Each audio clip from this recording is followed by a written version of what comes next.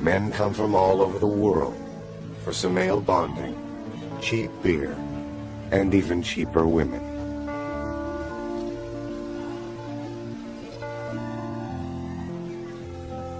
The women they buy are no more than teenagers, impoverished young women trying desperately to survive. The men may be young or old, attractive or not, it's irrelevant. In the Philippines, their money makes them kings.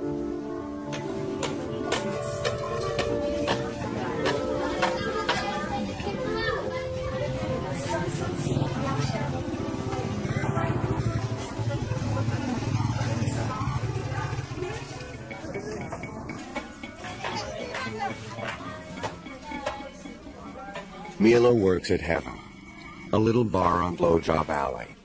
And like thousands of other bar girls in Angeles, Mila lives in tremendous hope that someday one of these foreigners will rescue her.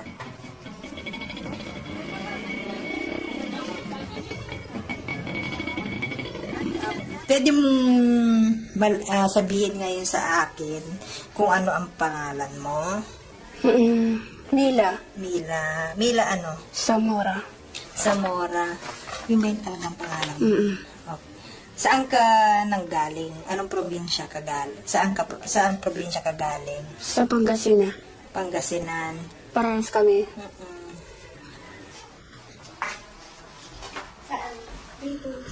I do some interviews with the women, and then of course as the start of organizing them, you do some chatting with them, so that getting to know each other, so that they will be able also to know me and familiarize my face and who I am also, what is my role there, why am I there. Anong oras ka daw pumapasok? Dati, alas 10. Alas 10 ng umaga? 10 o'clock in the morning. Hanggang anong oras? 10 o'clock in the morning. Come back 4 o'clock. 4 o'clock in the morning also. You come home at 4 o'clock in the morning. Okay. Who is this? Boyfriend. Boyfriend from America. America. Where did you meet him? Alan. Si Alan. Come on, this is Alan. Up to now, boyfriend mo pa rin siya ngayon. I come back December. He will come back in December. And this is you. Very nice. This is Alan. This is Mila. To some extent, they live a fantasy. They live a fantasy that someday some white man is going to fall in love and take her home with him.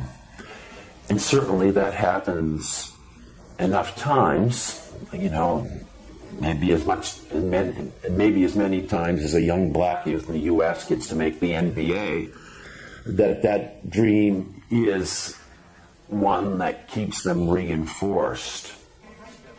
Stephen works with Agnes on a Canadian-funded development project. They're helping the police educate the public about the prostitutes living in their midst. Our resource speaker is none other than Dr. Steve Parental.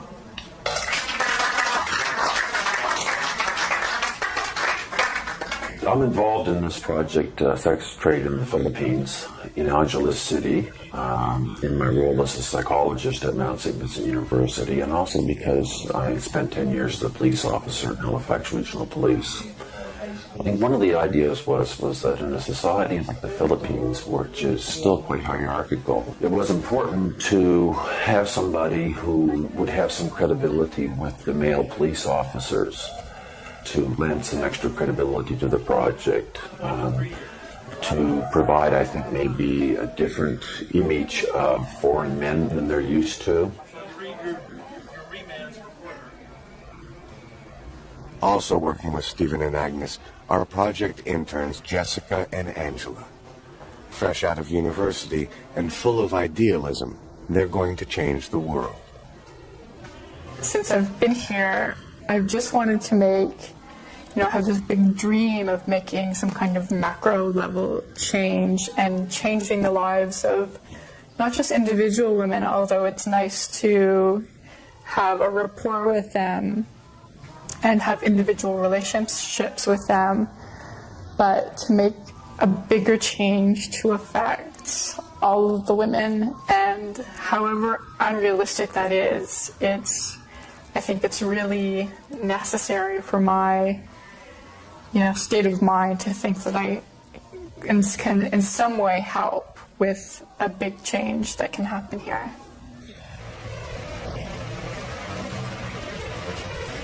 I wanted to become an intern because my degree is International Development Studies, and I've always been fascinated with traveling and new experiences and dealing with new cultures. My main goal of the job is to interview as many of the women as possible and do it in light that they trust me. I find it very important to build up that trust and build up a friendship.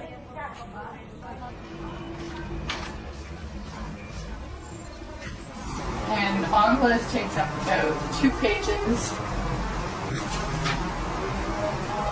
And there's really something interesting that they say.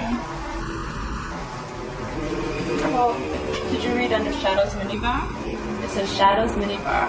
All the right elements are here. First and foremost are the go-go bars full of sexy young dancers. There are over 50 go-go bars full of attractive and readily available women eager to show you a good time. Valley Bagel is a non-stop party year-round. Recreational sex is the sport of choice. You can get loaded and laid regardless of your age, sex, physical appearance, interpersonal skills, wealth, or social class. Isn't that wonderful? Yeah. Well, I think we've all seen those things. A lot of the customers that I have been able to talk to, I've been very disturbed by talking to them. Very, very sexist ideas, very, very racist ideas. They degrade the woman a lot.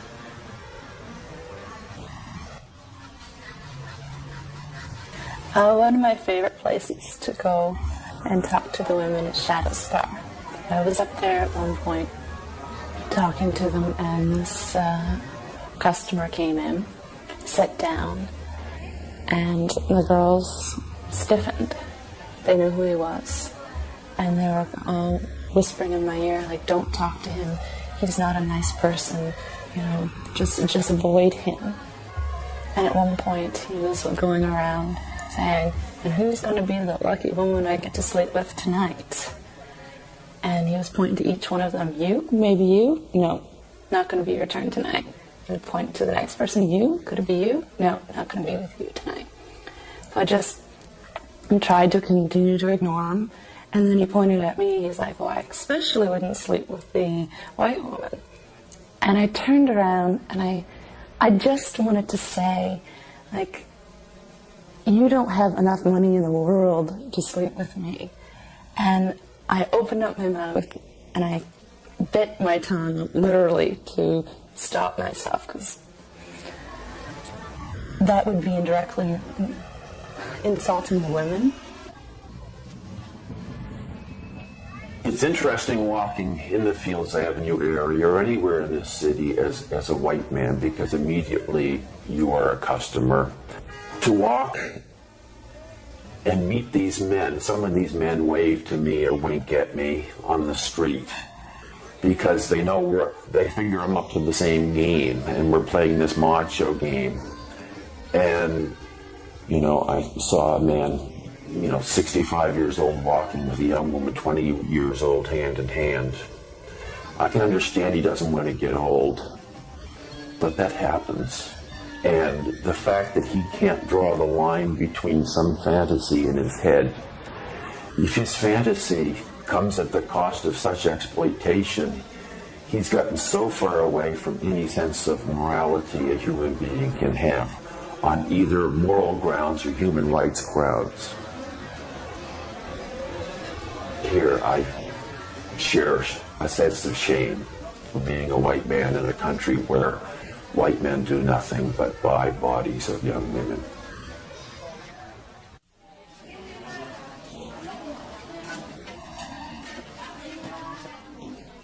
For the first time I met Mila, I was walking down East Santos, and she just started walking with me. I was curious. And I see her a couple times a week, and she's so friendly and so loving. Sometimes I'm wondering, like, why is she so friendly? Is it because she doesn't get enough general affection? Is the only affection she's shown connected with people buying sex, and she's not worried about that with me? She knows that it's not going to be an exploitative relationship. When she first met Steve, she was very shy. She wouldn't even look him in the eye. And then she got used to him very quickly and realized, no, he's a friend. Buying sex is not the reason he's here. And now she just loves him. She'll run up and give him a big hug, just the same as with me. So I think it's connected with the affection with people that she doesn't have to worry about being exploited against. Meron ka bang na-meet na foreigner na salbahe? Merong ibang aso, na ibang mabait, ganun. When she works in the Duke of York, she was forced, even if she's sick, she was forced to go to the customer. And then what happened? Napabagot ako. Napapunot ako. Sabi ng kabo, marunong akong mag-blowjob. Sabi ko, no, sabi ko, I don't like. Sabi niya, bumbong. Iyaw niya ako, naman niya ako.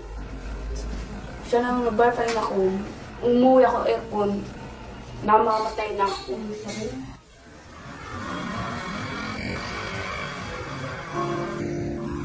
Mila is 21, and though she looks and acts much younger, she's already had a lifetime of experiences. At the age of 12, she was sent from the provinces to work in Manila as a housemaid. A few years later, she was recruited, or enticed, as they say here, to work in a factory. The woman who brought her from Manila took her to a bar and then disappeared, leaving her all alone. The woman probably sold her.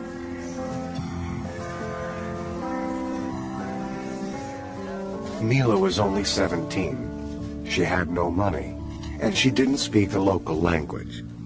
She's been working in the bars ever since. A maid at 12, a prostitute at 17. It's almost unimaginable. And yet Mila's story is not uncommon. I come here in 1995, but I'm come here at Cherry Care, about 14 years old, but I don't know. I said my friend, she's working in restaurant, but me is not good because it's working in the bar. That's why, and then it's hurt because I lost my cherry and the bar. A lot of the women have been raped or sexually harassed, sexually assaulted, and this is a common theme that runs through them.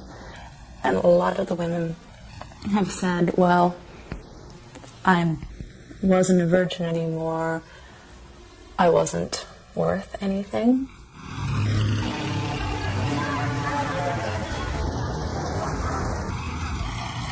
In the Philippines, we have this patriarchal system wherein we look up on the men while women are just a second-class citizen. That's why if the man goes to the bar, it's even, an ego for them, because they are really this macho, They prove themselves that they are really man.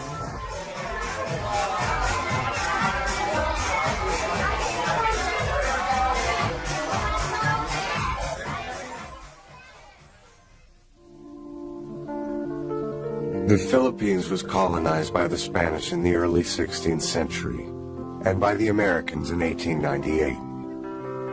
Filipinos joke that they've had 400 years in the convent and 100 years in Hollywood. Such a unique colonial history, and particularly the imposition of the Roman Catholic Church, has had dire consequences for women.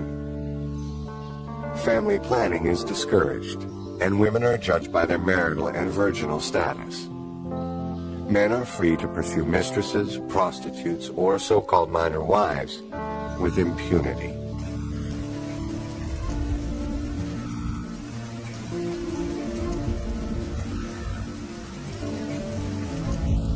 The Philippines is a land of striking contrast.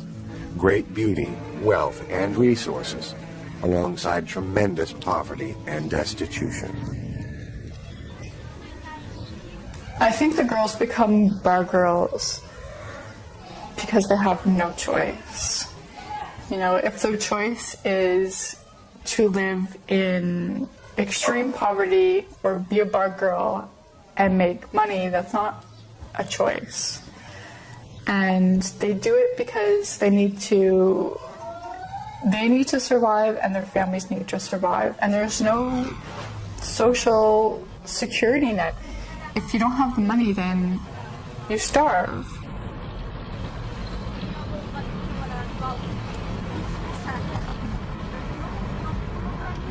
Mila is from Benmali, an old fishing village in the province of Pangasinan. One reason she became a bar girl is because of the poverty of her family. She is the fifth of 10 children and only went to grade 6. According to Filipino custom, the older siblings are responsible for the younger ones. So most of the money Mila makes is sent home to her family. Naiiya ako ng first time ko ng sa Parental. Sige na! Mila's agreed to take Agnes and her friend Feli, who speaks the local dialect, to meet her family in Benmali. When we are on our way to Pangasinan, she always kept on telling me she's shy. She's very shy that we will see their situation and we will meet her parents.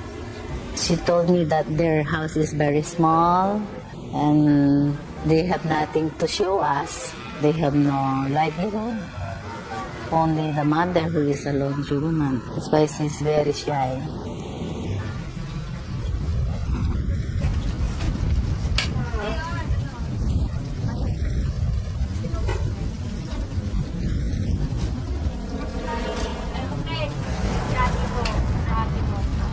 Hanggang doon sa Lingayen?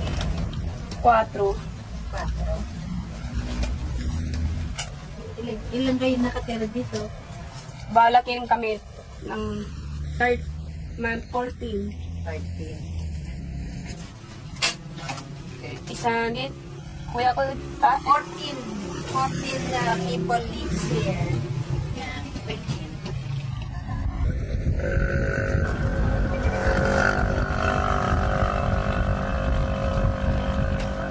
Ano sa English? and the one in the high school. This is nice school. The name is Rosing. Ano pinito mo? Gascon. Rosing Gascon. Rosemary Gascon is the niece of Mila. She had an accident when she was 2 years old. Look at her back. She had a hunchback. Now she's 7 years old. They cannot fix it anymore because, you know, they doesn't have money to treat this girl.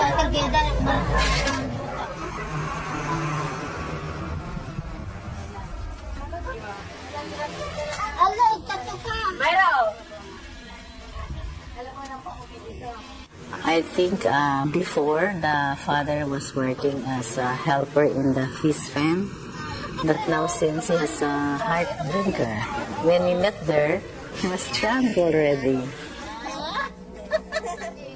Bukas po, ilang taon sa akin daw? 53. 53. Babalik kami sa Mayo. When we saw their situation, we'll just, it's a pity. There was a time when she went home with her boyfriend and she introduced him to the mother, who's also a foreigner, an American. But when he saw their situation, they parted. Maybe some foreigners thought that if you have a big family, you have to support them. Especially in the case of Mila, they are very poor.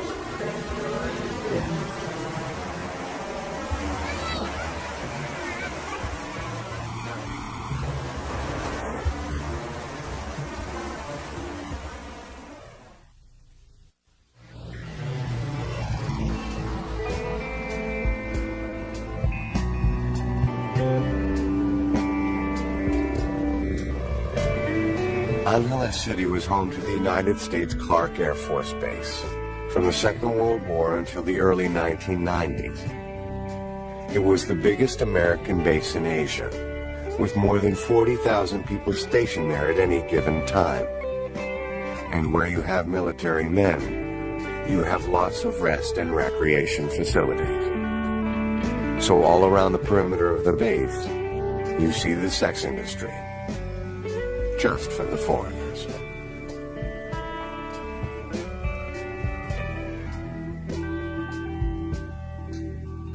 Mount Pinatubo erupted in 1991, devastating Angeles City and the surrounding areas.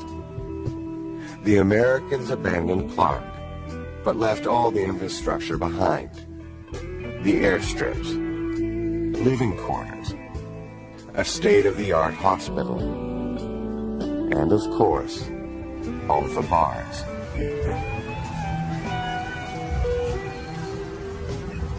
Australians, retired Americans, and other Westerners bought up all the bars by marrying Filipino women. Military prostitution was quickly replaced by sex tourism on Fields Avenue.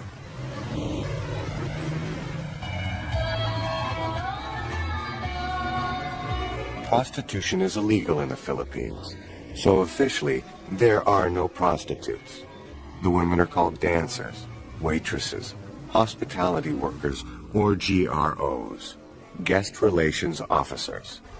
The girls don't have Johns, they have boyfriends. They don't go out on tricks, they are bar fined. If a woman is bar fined, a customer pays the bar owner to take her out. 15 minutes costs only a few dollars.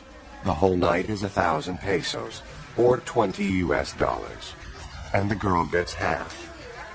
In a country where the minimum wage is 150 pesos a day, this is an enormous amount of money.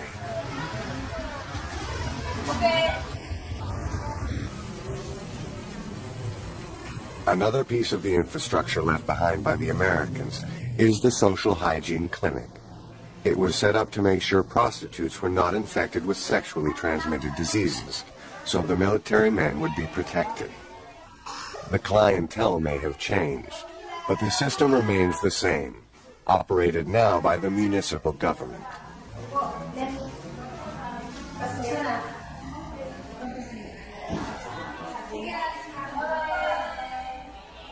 Mila and the other 3,000 bar girls in Angeles are checked weekly for infections. After getting the test, which the women paid for themselves, they wear tags on their bikinis, proclaiming them clean. It's a catch-22 for the women. Since prostitution is illegal, but also regulated by the government, and a huge double standard since male customers are not registered, checked, or criminalized in any way.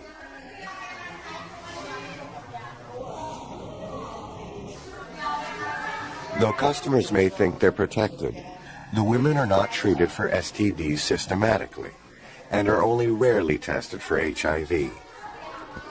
The Philippine government claims only 1,800 people in 20 years have tested positive for the virus.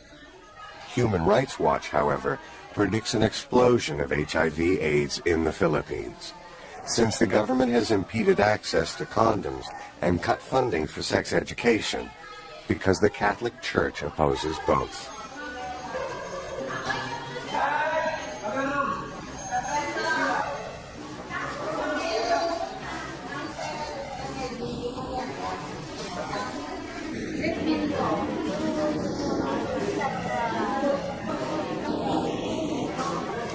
So after you get your pro book, Health card.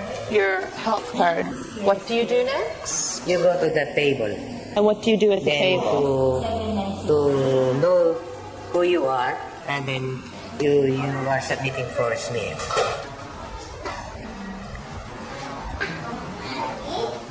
So what are all these metal cold-looking instruments? This instrument will really still, they put it to find it out. So there's a whole bunch of... Yes, whole bunch of it. And is there only one girl in this room at a time, or is there a few waiting? Or They fall line there, then one by one they sit there. so at home, when women go for pap smears, it's a very personal, private. Yes. So there's not the same privacy here. There is no pap smear here. This is only smear. The smear. The pap smear is you only and the business. That's it. So the difference between a smear and a pap smear. There is the difference of smear and pap smear. Because the smear is only where they finally look for you have some venereal diseases. Now the pap smear is general cleaning. General cleaning if you have something like, for example, disease, something like that. So the smear, it's just a quick smear. This quick smear, especially first. You said there's cherry girls, virgins who come here every week as well. Friday. So why do virgins who are working in the entertainment industry have to get a smear every week? Well, it's like this. We have a problem of virgin telling us that she's a virgin. Now some guys like virgin girls. They'll say, okay, I will marry you if you're a virgin, just tell me the truth. So we will protect the establishment and the formality, tell the truth. So how I will know that you are a virgin or not? That is the main reason. Now another reason is that all girls who work in the independent industry, especially in this very, even if you are virgin or not virgin, you submit for a medical checkup. So is this set up partially or fully to protect the customers? Yes, of course.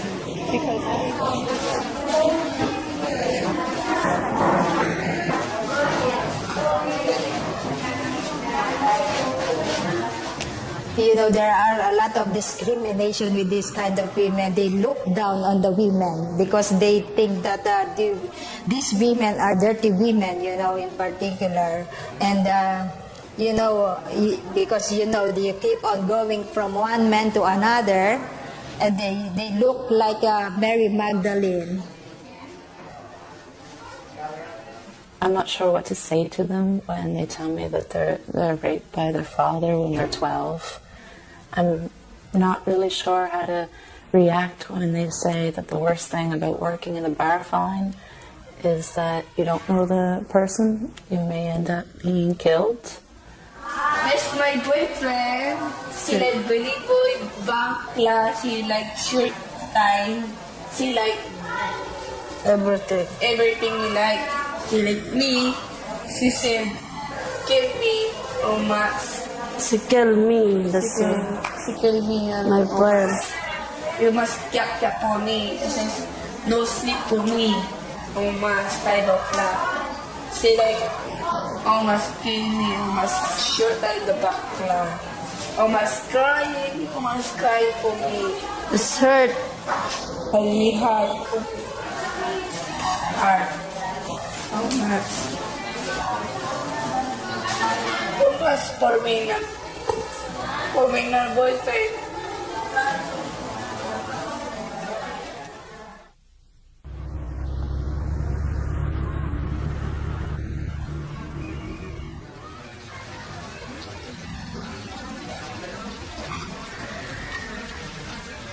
bar girls have few options when they're too old to work, and they're old by the time they're 25. Most end up in squatter communities, living in extreme poverty, with their Amerasian children, half Filipino, half foreigner.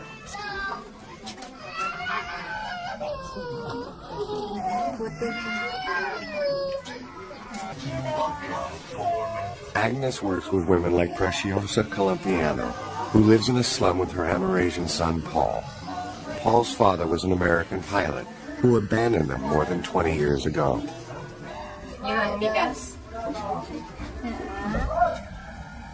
How long ago was this? How long ago did you graduate? 3 years na. 3? Wala pa? Oh, 2 years. 2.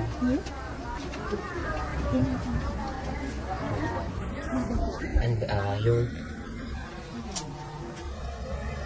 paninirahan na yung Paul struggles to find the English word to describe what Amerasians like himself need as a result of being abandoned by their American fathers. kaya pa pupunta. Peace.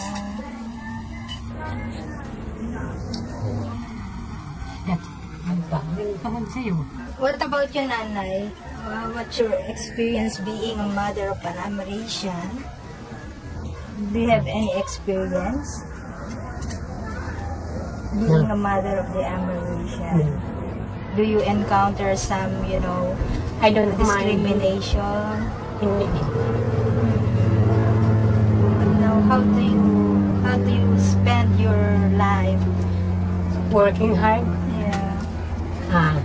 so that they can income for our daily needs. Sacrificing too much to make my son big. That's all.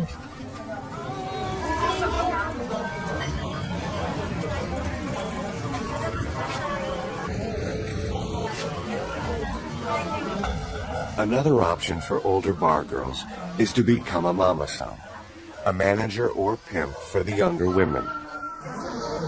They arrange dates for the girls and collect bar fines from the men.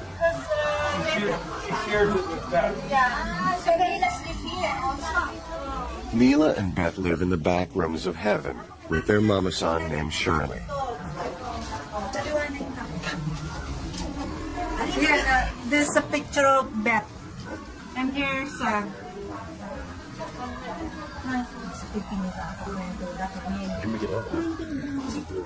you tell me about your job as a mama son? How you arrange deals for the girls? Explain that. I work as a mama son. I sit there and put sometimes customer and then ask the customer something to drink. And then if they have some good time, some bed, that's all. Okay. So if they come here, they get mostly head here? Yeah, mostly the head. Okay. Why would a customer come here rather than Fields? What would be the difference? I think that's big difference. Some in Fields, sabi nyo, if the guys ask, you know how to make head, and then the girl, they said, no, I don't know how. But here, they said already. So the girls on Fields make boom boom. Only, but here they give. But here they give it. When one of your girls goes, is bar fined, where do they go to have sex? Sometimes in the hotel. Okay. Ever back here in the rooms? That's not what this is for. Okay.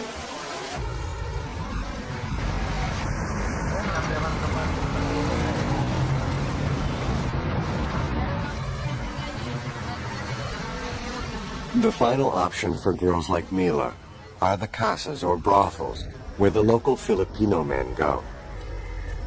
The girls are locked inside, and a guard lets customers in every 15 minutes.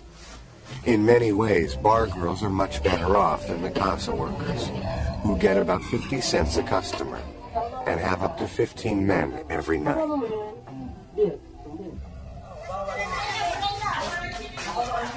The Philippine National Police have just rescued 17 girls from a casa. All were tricked into coming to Angeles by recruiters in the provinces.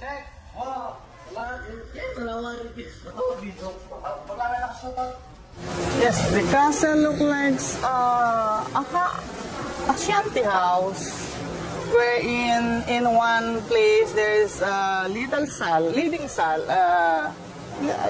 sala, wherein you can see the pimp or maybe the maintainer.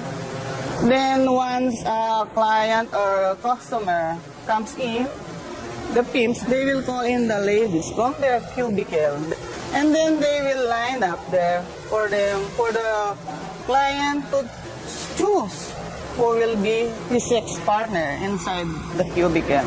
Once the lady was chosen, they'll go inside her cubicle and then that's it.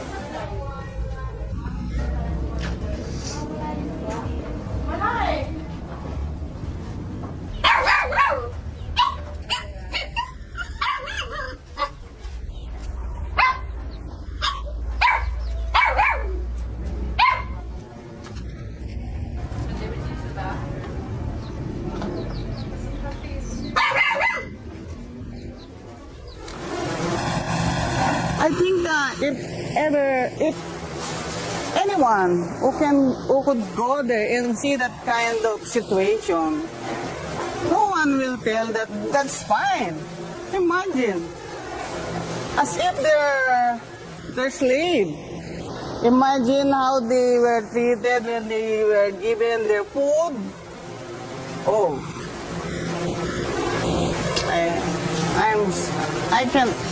I can't describe by as if you see a dog eating under the table.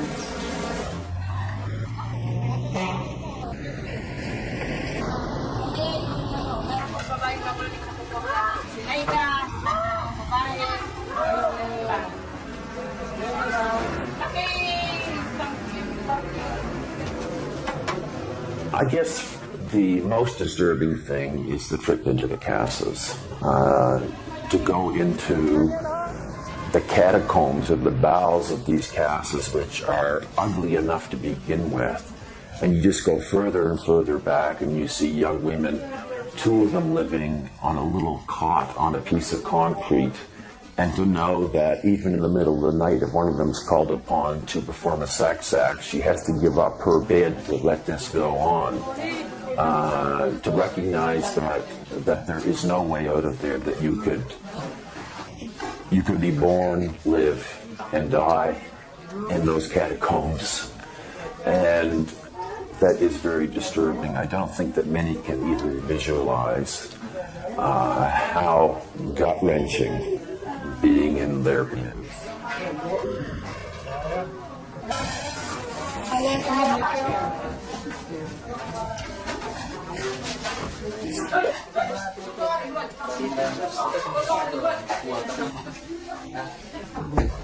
What kind of man could come in here?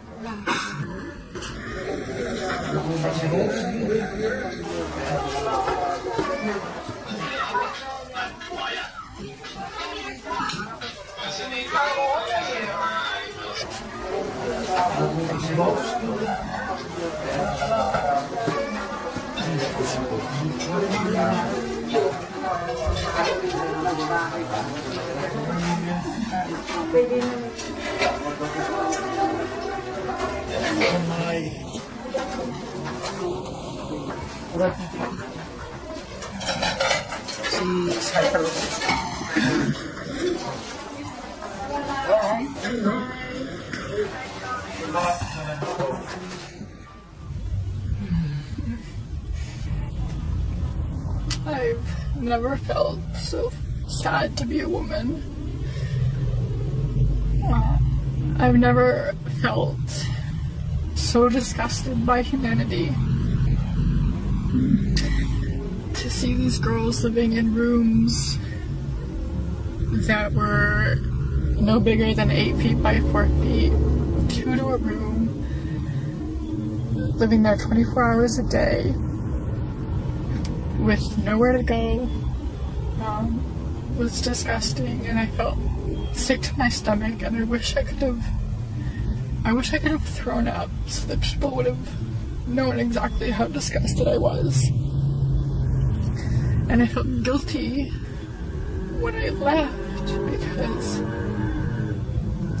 it was like I was leaving them behind, and I don't want anyone to feel like that, and it makes me feel like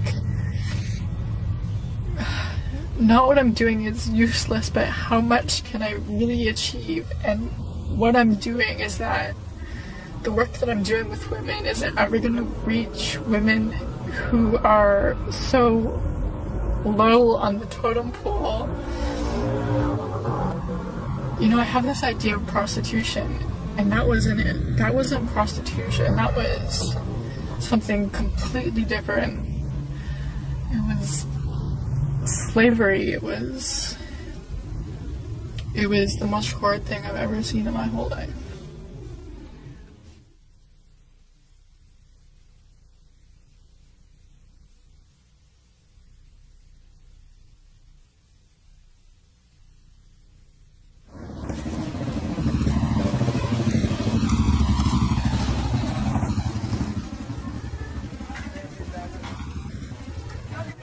So how will Mila's story end? Will she become a mama-san? A poor mother of an Amerasian? A casa worker? Or will she be one of the lucky few to escape with a foreigner?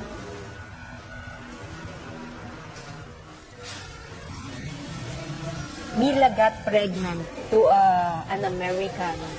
I asked her if, did you ever tell this, this American that you're pregnant? She told me yes, but he did not promise anything about the pregnancy.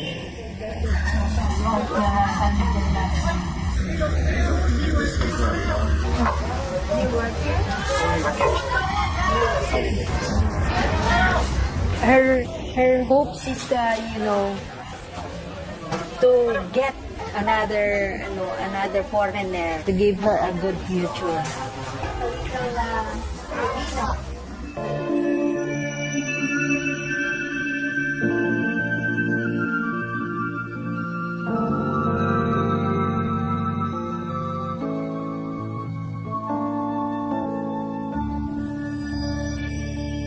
The hope doesn't just affect Mila and girls like her. All these children suffer as well. Some will end up in the bars. Some will find work in factories. But most will live out their lives in poverty.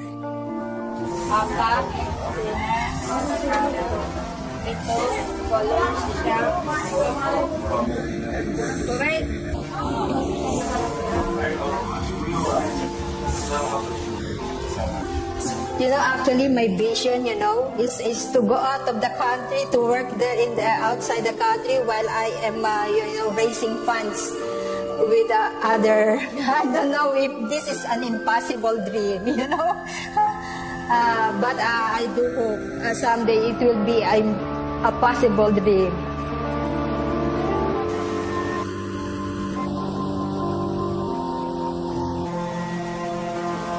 Before, Mila is hoping that Alan would marry her. But now, when she got pregnant, because maybe she's a little bit desperate, she's not hoping that anymore.